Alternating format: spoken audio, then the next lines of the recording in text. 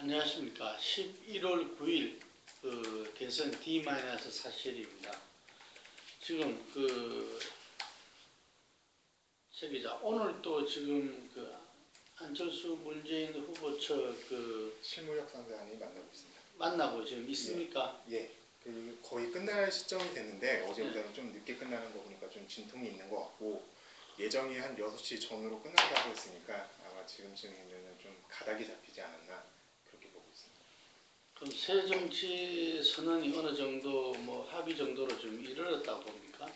그죠. 아직까지는 오늘 핵심적인 내용이 딱 두 가지였는데 하나는 정치 혁신, 예. 두 번째는 이제 국민연대. 예. 이것과 관련해서 이제 방향 설정을 어떻게 하느냐. 그러니까 문재인 측에서는 이제 정치 쇄신과 관련해서는 국회의원 공천권을 시도당으로 이양하겠다라는 쪽이었고 안철수는 당초 국회의원 의원수 축소 등 기성 정치권이 좀 반발할 수 있는 그런 내용들이 있었고 그 국민연대와 관련해서는 문재인 측에서는 세력 통합까지 좀 언급하는 분위기였고 그리고 안철수 쪽은 정계 개편이나 이런 세력 통합식 정치공학을 언급을 하는 거는 이제 지지층의 반발을 불러올 수 있어서 그런 쪽으로 약간의 신경전이 좀 있지 않았나 오후에 그렇게 보고 있습니다.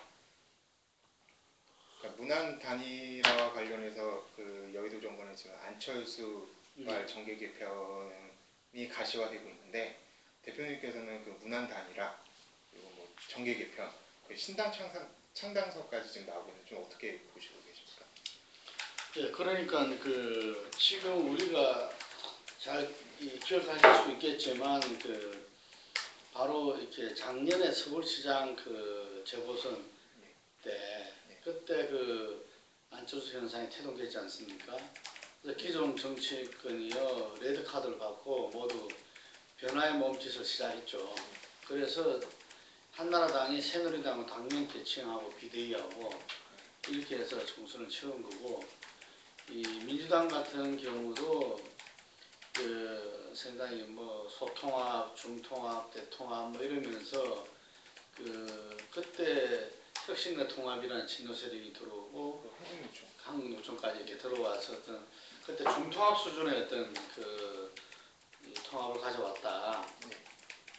그러면서 이제 혁신 경쟁에서 제대로 국민들한테 기대치에 부응하지 못해서 총선을 패배한 거죠. 예, 그래서 조국 교수가 이야기했듯이 지금 현재 민주당은 어떤 진화하는 과정이 있다라고 이야기했지 않습니까? 그래서 저는 그때 못 이룬 어떤 대통합의 과정, 대통합의 과정을 갖다가 지금 민주당은 이뤄내는 것이 어떤 정치 혁신과 계를 같이 하는 거다. 지금 정치 혁신과 국민연대 두 가지를 이야기했는데 실제로 정치 혁신이라는 부분들도 서로의 선언이 아니라 지켜줄 수 있어야 되는 거거든요. 실천력이 담보돼야 된다. 그래서 이 국민연대라는 부분들이 어떤 안철수 발 정계 개편 이 측면이 다시 말하면 민주당의 어떤 이 통합을 완성시키는 거 하고 같이 가는 겁니다. 예, 그렇기 때문에 한편으로는 지금 이제 문안 단일화에서 가장 중요한 게 1+1이 2 이상의 시너지 효과를 나타내느냐 문제거든요. 그러니까 양쪽 지지층을 규합하고 새로운 지지층까지 확장해낼 수 있느냐 이게 관건인 거죠. 이게 그 관건을 위해서는 결국은 세력 대 세력의 어떤 연합이 이루어지지 않으면 안 되는 겁니다. 이게 그래서 세력과 세력의 연합이 이루어져야 무소속 대통령으로서의 어떤 한계도 극복할 수 있는 거거든요. 그리고 안철수 후보 측에서 이 안정감 있는 국정운영, 안정적인 국정운영을 할 수 있는 이 신뢰할 수 있는 대통령, 안정적인 리더십을 갖고 있을 수 있어야 된다는 거죠. 이게 그래서 그런 측면에서 어찌 말하면 좀 필연적이다. 이 안철수 발 정계 개편이든 민주화의 어떤 이 통합의 완성이든 그래서 제가 볼 때는 두 정치 세력이 모여서 왜냐면 이게 어떤 통합신당을 만들어내는 것은 어떤 필수적이다. 이게 명명을 안철수 신당으로 하든 새로운 국민신당이 됐든 어떤 민주당의 어떤 대통합이 됐던 이름을 어째 붙이더라도 양 세력이 시너지 효과까지 내는 이 대통합의 길은 필연적이다 이렇게 봅니다. 근데 다만 요거를 그 대선 전에는 어떤 원칙과 방향을 갖다가 내용을 갖다 설정하고 실제 이것은 이 실행은 대선 이후에 할 수도 있는 거죠. 어쨌든 간에 뭐 이 취임 기간까지는 시간이 있으니까요. 그 일각에서 또 신기남 의원 같은 경우에는 그 진보 진영까지 묶는 이제 빅텐트를 또 주장을 했는데 그것과 관련해서 뭐 가능성은 좀 어떻게? 제가 보기에는 지금 이제 그 진보 정의당 같은 경우는 새로운 어떤 그 진보 세력의 결합, 이 결집 이 부분을 지금 대선 이후 과제로 일단 그 넘겨놓은 상태잖아요. 그래서 이 현재 대통합을 할 만한 지금 이제 그 이 준비 정도와 처지가 아닙니다. 일단은 지금 진보 정당으로서의 어떤 이 나름대로 지난번에 진보당 사태를 겪고 극복하면서 어떤 진보 세력의 새로운 어떤 결집 모습이 필요하기 때문에 그게 지금 전제되지 않은 상태에서 민주당이나 시민사회 세력과의 안철수 세력과의 어떤 대통합을 갖다 할 만한 지금 이제 이 상황이 못 된다는 이야기인 거죠. 하지만 대선에서 어떤 이 후보 단일화 이 부분에서는 그 민주당도 그렇고 진보 정의당의 어떤 심상정 후보도 그렇고 아마 그 부분에서는 어떤 최후 과정에 어떤 동참할 여지도 있다 이렇게 봅니다. 그 문안 단일화와 관련해서 또 이 가장 관심 있는 게 이제 승부에서 누가 이기느냐 이건데 대표님께서 보시기에는 관전 포인트는 또 어느 지점으로 보고 있습니까? 그 지금 현재 굉장히 줄다리가 치열하죠. 그 민주당 같은 경우도 뭐 여러 가지 그 단일화 방식이 대비해 가지고 실제로 지금 이제 그 전국 조직에 전부 풀 가동되고 있는 상황입니다. 이게 그리고 지금 보면은 문재인 후보의 그 이 상승세가 가파르죠. 예를 들면은 뭐 박근혜 후보도 뭐 제껴내고 그 다음에 호남에서 단일화의 어떤 가장 어떤 이 바로미터가 될 호남에서도 거의 이제 뭐 비슷하게 거의 이제 뭐 일치되게끔까지 그 안철수 후보랑 이렇게 올라왔어요. 이게 이런 부분들이 어쨌든 민주당이 역사를 가지는 어떤 전국 정당으로서 그 당원들한테 지금 이제 상당한 당의 어떤 이 총걸기 이 결심력이 떨어졌다 라고 볼 수 있겠습니다. 뭐 안철수 측은 그래서 어떻게- 그 부분이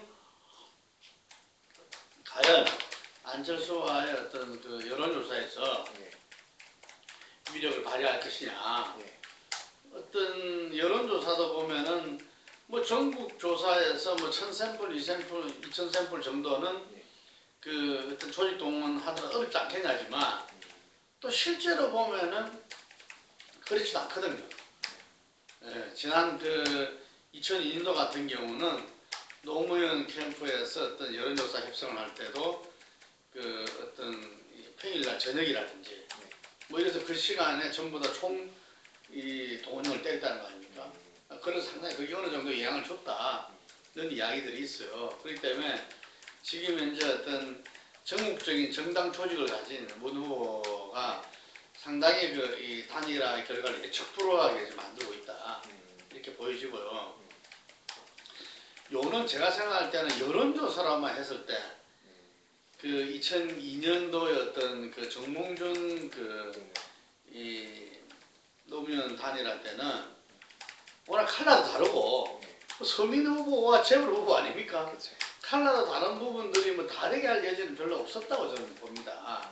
이게 그런데 올해는 좀 다르다. 이게 다르면서도 같고 뭐 그런 거거든요. 그랬을 때 뭐가 다른지를 좀 분명하게 보여줘야 된다.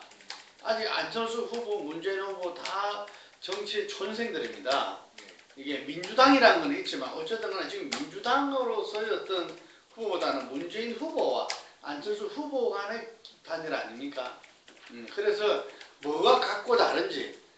그래서 제가 볼 때는 TV 토론 후에 저는 그 어떤 전문가 집단이라든지 추천하는 게 기존에 이 야당에서 했던 그 선거인단 말하자면은 뭐 이렇게 이 당원과 뭐 이렇게 그 일반 국민이 뭐 몇 프로에서 하는 대규모의 이게 아니라 그 양적이 어떤 뭐 추천하고 어떤 공정한 시민단체에서 그걸 하는 예를 들면은 뭐 말하자면 한 1000명 단위의 어떤 배심원단이라든지 뭐 이런 부분에서 TV 토론 이후에 그 뭐 일정 정도 뭐 토론을 할 수도 있는 거고 예 거기에서 어떤 배심원 투표가 좀 가미되는 것이 필요하다 이렇게 생각합니다.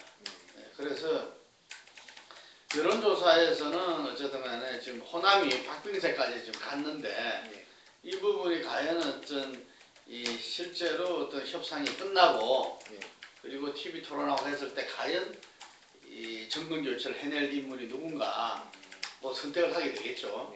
이게 그 선택과 함께 어떤 이 전국적인 어떤 당 조직과 그리고 어떤 젊은 층의 어떤 시대 정신의 어떤 바람을 타고 있는 그 안철수와의 경쟁 이것이 어떻게 결말날 것인가 주목되고요. 그 다음에 금방 말씀하신 대로 TV 토론. TV 토론이 상당히 저는 이 중요한 포인트라고 봅니다. 이게 안철수 후보에 대해 사람들이 잘 모른다는 사람들이 많거든요. 과연 TV 토론에서 자기의 가치와 정체성 그리고 정책 그리고 어떤 새로운 대한민국에 대한 비전을 얼만큼 책임있게 실질적으로 이 국민들한테 담보해낼 수 있는가 하는 부분들이 아마 TV 토론이 그 실제로 박 후보 빅3도 지금 한 번도 안 했지 않습니까? 그럼 어쨌든 간에 후보 단일화에서 어떤 이 단일화의 어떤 승부 결정에도 굉장히 중요하고 그 이후로도 아주 중요한 영향을 미칠 것이다 이렇게 보고 있습니다. 마지막으로 그 박근혜 후보의 지지율이 문현 단일화 이후에 하락세로 돌아섰는데 그 대표님께서 보시기에는 위기 타겟책이 있을 거라고 보시는지 지금 당 내부에서는 경제민주화 갖고 또 파열음이 나고 있지 않습니까? 하여튼 이게 컨벤션 효과로서 뭐 단일화 협상 만난 것도 상당한 컨벤션 효과가 있는 거죠. 그래서 다시 40% 올라갔던 부분들이 이제 30% 후반으로 내려오고 중요하게는 그것보다는 문재인 안철수 후보의 합이 지금 현재 리얼미터 조사에 의하면 53.6% 나왔습니다. 이게 이 합이 55%까지 치고 나갔을 때는